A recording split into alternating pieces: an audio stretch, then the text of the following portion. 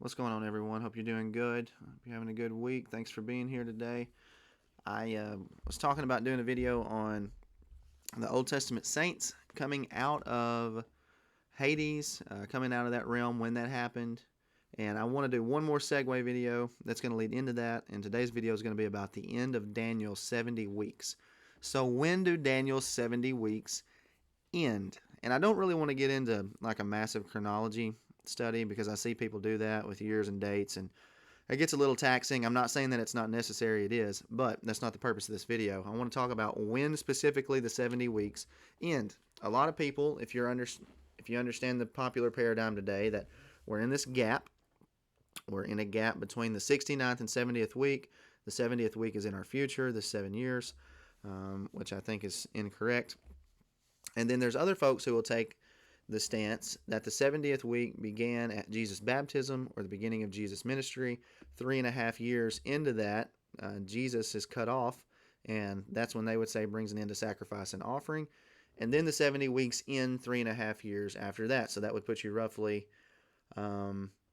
neighborhood of 33, 34 AD, assuming that you think Jesus' ministry began in 26 or 27, like I do, and that he was killed in 30. And I want to show you what I think is evidence that that's not the case and why that's not the end of the 70 weeks. First off, Daniel chapter 9 is where we find this. Daniel 9:24 says, 70 weeks are determined for your people and for your holy city. Remember, Daniel's in captivity. Jerusalem at this time doesn't have a temple. His people are in exile in Babylon. Daniel's there, Ezekiel's there, all the rest of them.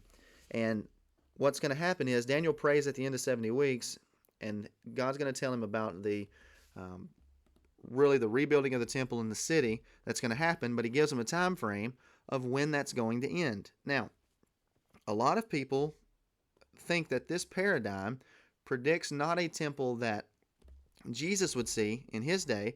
They completely think it skips Herod's temple and goes to a temple that's in our future. That's absolutely mind-blowing to me how people come up with that. But traditions die hard, and when somebody teaches you that, then a lot of times, well, we don't challenge it. We just believe it because we love our pastor, and I understand that and get that. But if you read the scriptures, this has to be talking about the temple that was going to be rebuilt during the days of Ezra, Nehemiah, those guys. And the temple that Jesus would predict in Matthew 24, hey, this temple's going down in this generation. That's what this is about. So 70 weeks are determined for Daniel's people. Well, who are Daniel's people? Well, Daniel's people are the Jews. And what I specifically think this is a reference to is God's covenant with Old Covenant Israel. 70 weeks are determined for your people and for your holy city. Daniel's holy city is Jerusalem. So the end of this 70 weeks is going to bring us to the end of God's covenant with Israel, his holy people. Daniel chapter 12 verse 7 talks about this same time. Says, when the power of the holy people have been completely shattered. Well, that's the end of this Daniel 9:24. Also, it says, your holy city. This is talking about the destruction of the temple. So just two things right there real quick. The power of the holy people were not completely shattered by 34 AD. Hebrews chapter 8 tells us that the old covenant was growing old and ready to vanish away. So, Hebrews, written in the 60s, is still in play. That's after the year 33, 34 AD. Therefore, Daniel's 70 weeks can't be over by 33, 34 AD. Not happening. Furthermore, it says the holy city. Well, the temple was still standing at that time in 33 or 34 AD. Therefore, the 70 weeks can't end at that time. Let me give you a couple more reasons why I think that all of this centers around the destruction of the temple. That's the time when Daniel's people and Daniel's city pass away, and that's the end of the days. There's a lot of reasons, but let me just continue with a couple. Verse 26 says, after the 62 weeks, Messiah shall be cut off, but not for himself, and the people of the prince who is to come shall destroy the city and the sanctuary. So the destruction of the city, Jerusalem, and the sanctuary, the temple, going to occur inside of the 70 weeks, or in the 70 weeks. That didn't happen by the year 33 or 34. And then it says, the end of it shall be with a flood until the end of the war desolations are determined. Well, I would say that's the Jewish-Roman War, and that's the abomination of desolation. Jesus said the abomination of desolation was when you see Jerusalem surrounded by armies. Well, that didn't happen by the year 34. That's the events from 66 to 70 AD. Therefore, the ending of Daniel's 70 weeks are in 66 to 70 AD, and I would specifically say in 70 when the temple goes down. Now, let me give you a couple other things. Daniel 9:24 lists 6 things: to finish the transgression, to make an end of sins, to make reconciliation for iniquity. I've seen these 3 talked about in numerous different ways, as far as Christ making reconciliation, the finishing of the transgression, meaning that they killed him, fill up the measure of your guilt, is what Jesus said.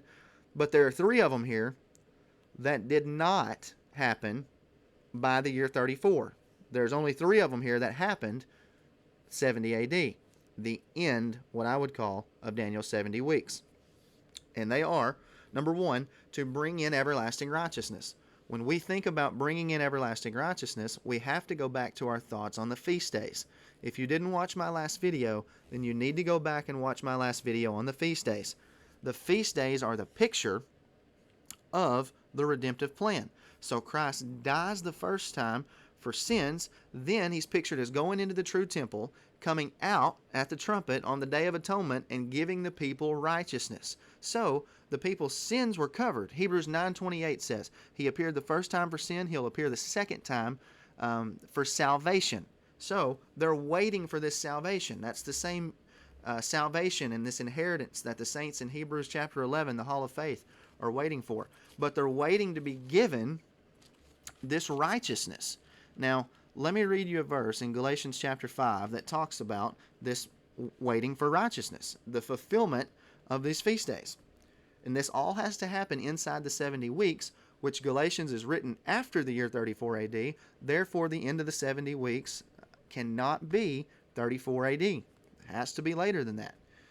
Galatians 5:5 says, "For we through the Spirit eagerly wait for the hope of righteousness by faith." Daniel 9:24 said that he was going to bring in righteousness. Well, that's the Day of Atonement fulfillment, which is pictured as the high priest coming out of the temple and giving the people righteousness.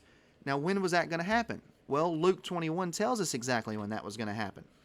Luke 21 predicts the destruction of the temple.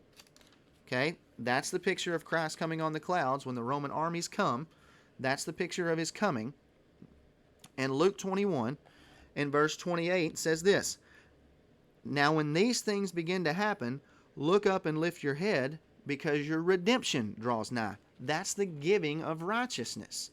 So he's paid for sin, he's fulfilled Passover, he's fulfilled unleavened bread, he's fulfilled first fruits, he's fulfilled Pentecost, trumpets, Day of Atonements when he gives them righteousness. Now, once he fulfills Day of Atonement, then men can go back into his fellowship and into his presence.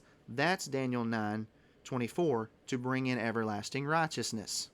That's the picture that's being given to us in this redemptive plan. At that moment, I don't want to get into that. I'm going to save it for the next video. Sorry. All right. So bringing in everlasting righteousness, it centers around the feast days. If we don't understand the feast days, then we're not going to understand what's going on there. He's playing on that. All right. 2 other things that were going to happen in Daniel 9:24. To seal up vision and prophecy. So if the 70 weeks, now get this. Think about all these people today who are cessationists, who think Daniel's 70 weeks are still going to be fulfilled yet in our future. It don't work. Inside of Daniel's 70 weeks, it says to seal up vision and prophecy, or to seal up vision and prophet. So unless Daniel's 70 weeks are over, you can't say those charismatic gifts have ceased. Well, Paul said in 1 Corinthians 13, where there was knowledge, it would cease. Where there was tongues, it would cease. Well, when was Paul playing on that? He's using Daniel 9:24. He knows that at the end of those 70 weeks, when Jerusalem, the old covenant's done away with, and the temple's gone down, by that time, vision and prophecy are going to be sealed up, and those gifts will have passed away. That didn't happen at 34 AD. Go read the New Testament. People still have these gifts and these visions and this prophecy. There's still prophet in play after 34 AD. The end of the 70 weeks can't be in 34 AD. It has to be later than that. And then the last one is to anoint the most holy. And some translations will say the most holy place. I believe that this is a reference to the time when the New Jerusalem is anointed and men go back fully into the presence of God. And I would use Revelation chapter 11. And let me just read a little bit of Revelation 11, which I would put all of this at the same timing, by the way. It says in Revelation chapter 11, verse 19, "Then the temple of God was opened in heaven, and the Ark of Covenant was seen in his temple." At that moment, the destruction of the temple in AD 70, you've got the bringing in of everlasting righteousness, the sealing up of vision and prophecy, and the anointing of the most holy. And that'll piggyback and segue good for us to work right into the Old Testament saints, how Daniel 12 applies to these passages, and how that connects with Revelation 11, and some other thoughts. Hopefully you'll stay tuned. And it's really a good study, because it's going to give you hope as to say, well, where am I going when I die? Well, if you understand this correctly, then you can know that you got a lot of hope and things to look forward to whenever you pass away in physical death in this life. Hope to see you soon. Like and subscribe to the channel down below. I appreciate the following, and I hope this is a blessing to you. Take care, and we'll see you soon.